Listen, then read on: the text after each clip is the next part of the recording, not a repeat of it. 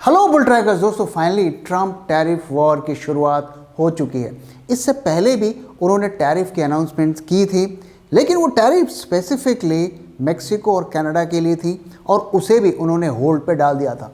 लेकिन अब उन्होंने फ्रेश टैरिफ्स के अनाउंसमेंट कर दिए हैं और सभी कंट्रीज़ के लिए अनाउंसमेंट कर दिए हैं। तो इस वीडियो में हम उस टैरिफ के खेल को समझेंगे और साथ में इंडिया पर क्या इम्पैक्ट होने वाला है इसको समझेंगे और क्या इंडिया इन टैरिफ से बच सकता है इसके बारे में बात करेंगे और इन टैरिफ्स की वजह से हमारे मार्केट्स में कितनी गिरावट हो सकती है इसके बारे में ही बात करेंगे। और अंत में हम एक मार्केट का पर्सपेक्टिव लेने की कोशिश करेंगे कि मार्केट किस तरफ जा रहा है। तो दोस्तों, जैसा कि आप सबने सुन लिया होगा कि ट्रंप ने फ्रेश टैरिफ्स के अनाउंसमेंट कर दिए हैं। तो ये जो टैरिफ है ये स्पेसिफिकली उन्होंने मेटल्स में लगाए हैं और स्टील और एल्यूमिनियम के प्रोडक्ट्स को टारगेट किया है। यानी कि जो भी कंट्री यूएसए में ये दोनों मेटल्स का एक्सपोर्ट करती है, यानी कि यूएसए इंपोर्ट करता है, तो उस पर 25% का टैरिफ लगेगा। अब ये तो एक चीज़ है। इसके अलावा उन्होंने एक और चीज़ के अनाउंसमेंट कर दी है, रेसिप्रोकल टैरिफ। यानी कि जो कंट्री हमारे प्रोडक्ट्स पर जितना टैरिफ लगाता है हम भी उनके प्रोडक्ट्स पर उतना टैरिफ लगाएंगे। अच्छी चीज़ ये है कि इसको लेकर कोई टाइमलाइन अभी तक नहीं दिया गया है। और अगर आप देखें हमारे मार्केट्स इसी वजह से 2 दिनों से गिर रहे हैं और जितनी भी पॉजिटिव न्यूज़ आई है उसे इग्नोर कर रहे हैं। इस वक्त मार्केट के सामने सबसे बड़ा खतरा ट्रंप टैरिफ्स बना हुआ है। तो अगर हम स्टील की बात करें तो 31 बिलियन यूएस डॉलर्स का स्टील यूएस से इंपोर्ट करता है सारी दुनिया से, और सबसे ज़्यादा कनाडा करीब 13 बिलियन यूएस डॉलर्स और चाइना करीब लगभग उतना ही 12.5 बिलियन यूएस डॉलर्स का इंपोर्ट करता है। वहीं अगर एल्यूमिनियम की बात करें तो 28 बिलियन यूएस डॉलर्स का इंपोर्ट एल्यूमिनियम यूएस से करता है। तो आप देख सकते हैं कि कितना बड़ा इंपोर्ट अमेरिका करता है और इस ड्यूटी को लगाने से क्या होगा कि वहाँ पे जो स्टील के प्राइजेस बढ़ जाएंगे और लोग प्रेफर करेंगे कि यूएसए का स्टील यूएसए में यूज़ हो। लेकिन दोस्तों, यूएसए में अगर स्टील के मामले में सेल्फ रिलायंट होता तो इतना सारा इंपोर्ट वो क्यों करता। अब इसकी मैन्युफैक्चरिंग वगैरह बढ़ाने में अगर आप देखिए तो टाइम लगेगा। ऐसा तो नहीं है कि रातों रात वो इस चीज़ों की जो है प्रोडक्शन करेंगे। तो इमीडिएट इसका इम्पैक्ट ये होगा कि वहाँ पर प्रोडक्ट्स के जो स्टील के यूज़ करके प्रोडक्ट्स बनते हैं उनके प्राइजेस बढ़ जाएंगे, इन्फ्लेशन भी बढ़ जाएगा और इसके बाद जब इन्फ्लेशन बढ़ेगा तो वहाँ पर रेट कट्स की जो पॉसिबिलिटी है वो भी घट जाएगी और इंटरेस्ट रेट हो सकता है बढ़ भी जाएं, जिसका इम्पैक्ट सीधा हमारे मार्केट्स पर पड़ने वाला है। अब आइए इंडिया पर इसका क्या इम्पैक्ट होगा इसको थोड़ा समझते हैं। तो अच्छी चीज़ ये रही कि उन्होंने इंडिया के नाम लेकर कोई भी टैरिफ इम्पोज नहीं किया। हालांकि अपने इलेक्शन कैंपेन में वो लगातार हमें बदनाम करते रहे और हमें टैरिफ किंग के नाम से हमारे देश को वो पुकारा करते थे अपनी रैलीज़ में। तो कोई इंडिया स्पेसिफिक टैरिफ अभी तक अनाउंस नहीं हुआ है। बट अगर आप देखिए तो हम जो स्टील एक्सपोर्ट करते हैं यूएसए को वो काफ़ी छोटा अमाउंट है, करीब 400 मिलियन डॉलर्स का हम स्टील एक्सपोर्ट करते हैं। आपने देखा कि टोटल जो यूएसए स्टील खरीदता है 28 बिलियन डॉलर्स का खरीदता है और हम खाली 450 मिलियन का ही उसे एक्सपोर्ट करते हैं। वही अगर हम एल्यूमिनियम की बात करें तो 820 मिलियन यूएस डॉलर्स का एल्यूमिनियम हम उन्हें एक्सपोर्ट करते हैं। तो ये फिगर्स अगर हम उनके परसेंटेज में देखें तो छोटी है, लेकिन हमारे लिए तो बड़ी है और हमारे इंडस्ट्री को ये इम्पैक्ट करने वाला है। तो इस सब का जो इम्पैक्ट कैलकुलेट किया गया है तो 85% ऑफ हमारा जो एक्सपोर्ट है उस पर इम्पैक्ट पड़ेगा। यानी कि जो भी हम एक्सपोर्ट करते हैं यूएसए को उसका सिर्फ 15% ही हम कर पाएंगे। स्पेसिफिकली अगर हम टाटा स्टील की बात करें तो अपने प्रोडक्शन का 12% स्टील वो यूएसए को एक्सपोर्ट करता है, करीब 8 से 9 लाख टन का स्टील। तो उस पर उसका इम्पैक्ट पड़ेगा।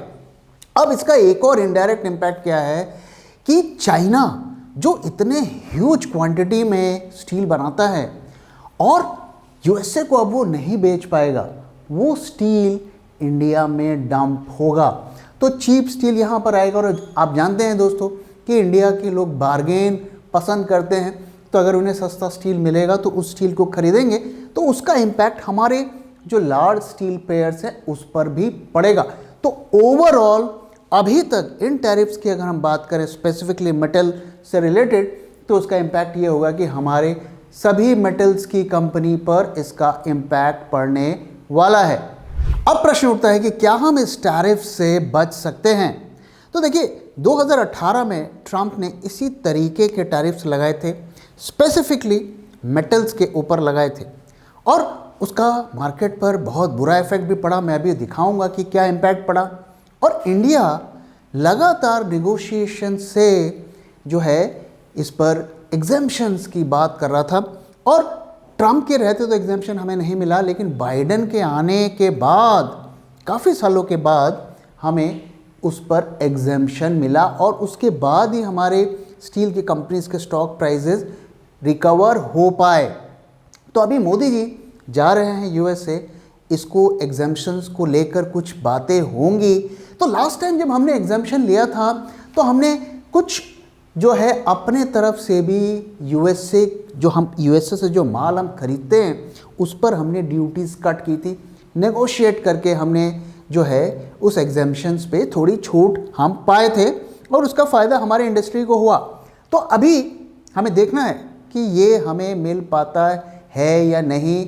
जो हमारे अभी प्राइम मिनिस्टर वहाँ जाएंगे तो इसके बारे में डिस्कशंस होगी। इसके साथ ही इंडिया ने ये भी हम एक्सप्लोर कर रहे हैं कि क्या हम यूएसए से भी थोड़ा स्टील खरीद सकते हैं। कुछ ऐसी स्टील जो हमारे यहाँ पर नहीं बनता और यूएसए बनाता है, उस स्टील को क्या हम खरीद सकते हैं, तो इसके बारे में भी डिस्कशन चल रहा है। और जब वो मीटिंग्स यूएसए गवर्नमेंट ऑफिशियल्स के साथ होंगी तो इस पर भी बात होगी। तो कोशिश तो हम कर रहे हैं, लेकिन दोस्तों अगर आप एक चीज़ को देखें कि इंडिया से ट्रंप का रिलेशन थोड़ा हिला हुआ लगता है। एक तो अपने कैंपेन में वो लगातार हमें गालियां दे रहे थे, हमारे बारे में उल जलूल बातें कर रहे थे, और अब अगर आप देखें तो रिसेंटली जो हुआ है, जो प्लेन में उन्होंने 100 से ऊपर लोगों को भर के यहाँ पे भेजा है, अगर उसका आप उसे डिकोड करने की कोशिश करें कि ऐसा उन्होंने क्यों किया, तो वो अच्छी हमें जो संदेश नहीं देता है। देखिए उन्होंने मिलिट्री के प्लेन में 100 लोगों को भर के इंडिया में भेजा, प्लेन आया, यहाँ पे लोगों को छोड़ा और वापस चला गया। इसका जो टोटल कॉस्ट है $1 मिलियन उन्होंने खर्च किए। यही काम वो सिविलियंस प्लेन में भी डिपोर्ट करके कर सकते हैं। जब काफ़ी लोग यहाँ से यूएसए जाते हैं और जो उनका लैंडिंग पोर्ट होता है वहाँ से कई दफ़े उनके कागज़ पूरे नहीं होते, उनके वीज़ा में कुछ प्रॉब्लम्स होती है, वहीं से उन्हें भेज दिया जाता है, उन्हें सिविलियन प्लेन से भेजा जाता है, उन्हें उठाकर जेल में नहीं डाला जाता। तो ये अगर आप इस चीज़ को एनालाइज करेंगे डेप्थ में, तो ऐसा लगता है कि उन्होंने एक मैसेज देने की कोशिश की है। वहाँ के कई लोग हैं अमेरिका में जो इस बात को लेकर ताली बजा रहे हैं कि भैया ये नया अमेरिका है, ये किसी से नहीं डरता है, लेकिन ओवरऑल ये मैसेजिंग थोड़ी नेगेटिव लगती है। और इसी वजह से मार्केट्स देखिए हर चीज़ को रीड करता है, चाहे पॉलिटिकल चीज़ हो, चाहे फाइनेंशियल चीज़ हो, हर चीज़ को रीड करता है, और ये सारे फैक्टर्स जो है मार्केट के इनपुट में जा रहे हैं, और इसीलिए मार्केट पर हमें ये रिएक्शन देखने को मिल रहा है। तो क्या इंडिया इन टैरिफ से बच सकता है? ये वेट एंड वॉच वाली बात है, इस वक्त कहना बहुत मुश्किल है। जब हमारे प्राइम मिनिस्टर वहाँ जाएंगे उसके बाद ही हमें ये पता चल पाएगा। अब आइए समझते हैं कि 2018 में जब टैरिफ्स लगाए गए थे तो मार्केट ने कैसे बिहेव किया था। तो डोनाल्ड ट्रंप के आने के तुरंत बाद तो उन्होंने टैरिफ नहीं लगाए थे, लेकिन 2018 से उन्होंने लगाने शुरू किए थे। आप यहाँ पर टाइमलाइंस देख सकते हैं कि जनवरी एंड के आसपास उन्होंने टैरिफ्स का अनाउंसमेंट किया था, और सबसे पहले जो है उन्होंने स्टील एल्यूमिनियम पर ही किया था, इंक्लूडिंग चाइना, तो लगभग सभी कंट्रीज़ पर किया था। लेकिन उस वक्त की खासियत क्या थी कि ज़्यादा उनका फोकस चाइना की तरफ था। सारी दुनिया को ज़्यादा उन्होंने नहीं छेड़ा, चाइना को ज़्यादा छेड़ा।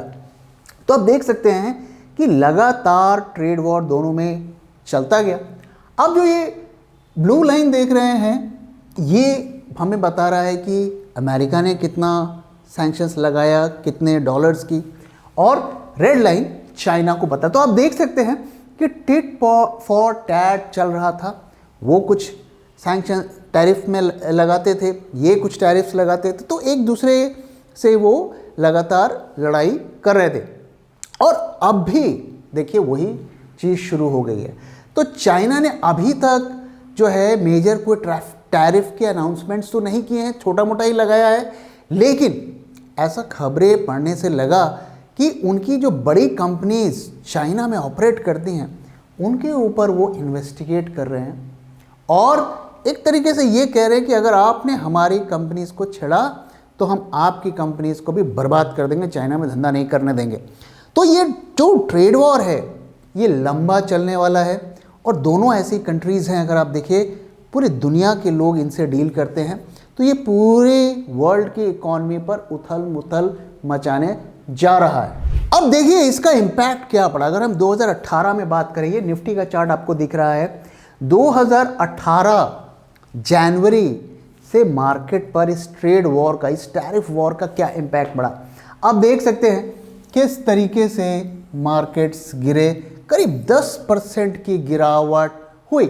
और जब इंडिया पर जो इम्पैक्ट्स थोड़े कम लगने लगे कि अब कुछ इंडस्ट्री को छोड़ के ज़्यादा इम्पैक्ट नहीं है, उसके बाद ही मार्केट रिकवर किया।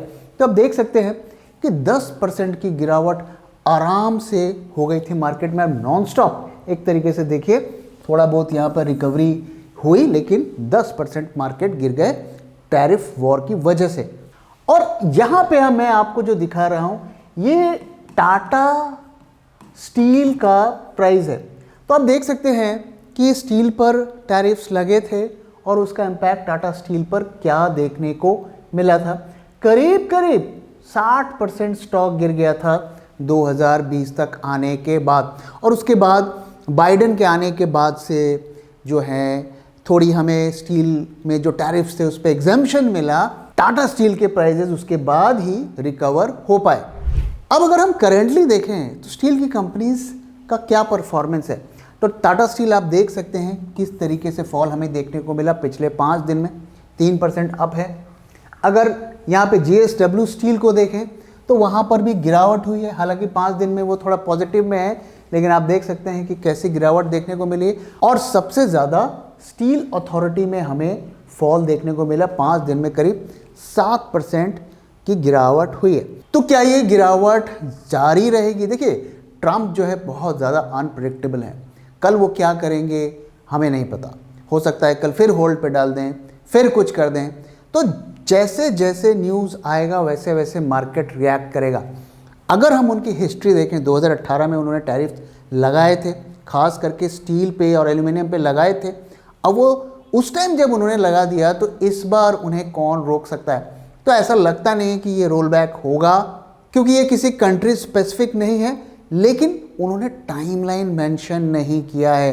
तो वहाँ पर हो सकता है कुछ पॉजिटिव इंडिकेशंस हमें देखें, लेकिन फिलहाल मार्केट ये सब देखकर बहुत ज़्यादा चिंतित लग रहा है। और देख रहे हैं आप कि किस तरीके से मार्केट में गिरावट हमें देखने को मिल रही है। अब आइए दोस्तों मार्केट की बात करते हैं कि मार्केट हमें क्या इंडिकेशंस दे रहा है। तो दोस्तों ये चार्ट मैं लगातार आपको दिखा रहा हूँ। अगर आप ब्रॉडली देखें तो इसमें क्या चल रहा है, यहाँ पर आपका ऑल टाइम हाई है और यहाँ से जो डाउनवर्ड एलियट वेव का पैटर्न शुरू होता है, ये पहली वेव बनती है, ये दूसरी वेव बनती है और अब ये थर्ड वेव में हम चल रहे हैं जो हमें 21,660 तक ले जा सकती है।